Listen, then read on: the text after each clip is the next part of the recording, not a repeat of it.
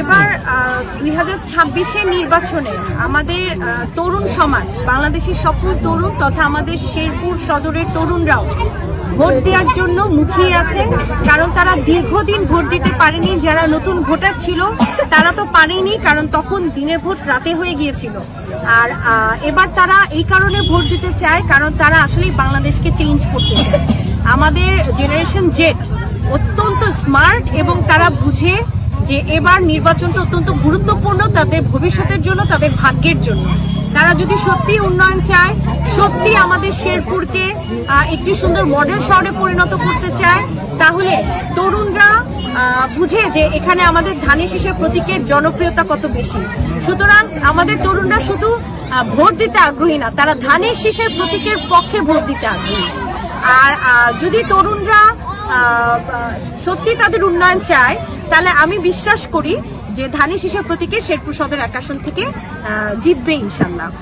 আর আমি যদি ইনশাল্লাহ শেরপুর সদর 1 আসন থেকে এমপি হয়ে আসতে পারি, তাহলে তরুণদের জন্য যেহেতু আমি তরুণ সমাজের রিপ্রেজেন্টেটিভ, সুতরাং আমি তরুণদের নিয়ে কাজ করব। তরুণ প্রজন্ম মধ্যে যে একটা বড় সংখ্যক মানুষ আছে বেকার, আমাদের যুব সমাজ বেকার আছে, তাদেরকে নিয়ে কাজ করতেছে। এবং আমার নারী তরুণ যারা আছে, আমার ছোট বোনেরা বা আমার বড় বোনেরা যারা আছে, তাদের বেকারত্ব আমি দূর করতে চাই। এবং আমাদের তরুণ সমাজের জন্য আমাদের শেরপুরে কোনো উন্নত মানের বিশ্ববিদ্যালয় নাই, এবং তারা এই ব্যাপারে খুবই হতভাগ্য তাদের, যে হচ্ছে তারা পড়াশোনার জন্য ময়মনসিংহে যায়, ঢাকায় যায়, কিন্তু আমাদের এখানে এস্টাবলিশ কোনো ইউনিভার্সিটি নাই। একই সাথে আমাদের তরুণরা যেখানে উন্নত মানের স্কুল কলেজ দরকার, আমি এখন যে এলাকাটায় আছি এই এলাকাটাতে কোনো সড়ক ব্যবস্থার উন্নয়ন নেই। এবং এখানে আমি যেটা শুনলাম বৃষ্টি আসলে সড়ক ব্যবস্থার খারাপ অবস্থার জন্য এই যে ছোট বাচ্চারা আছে এরাই তো ভবিষ্যতে তরুণ হবে, এবং এদের যে বড় ভাই বোনরা আছে এরাই তো তরুণ সমাজ। তারা স্কুল কলেজে যেতে পারছে না, বিশ্ববিদ্যালয়ে যেতে পারছে না। তাহলে এই যে তাদের একটা ক্ষতি, এই ক্ষতিগুলো পুষিয়ে দেওয়ার জন্য আসলেই এটা একটা চর এলাকা, এবং আমিও চরের সন্তান। একটা চরের সন্তান হিসেবে আমি চরের মানুষদের জন্য আমার যে ভালোবাসা থাকবে সেটা আসলে অন্য কোনো প্রার্থীর থাকবে না, সত্যি কথা বলতে যেটা।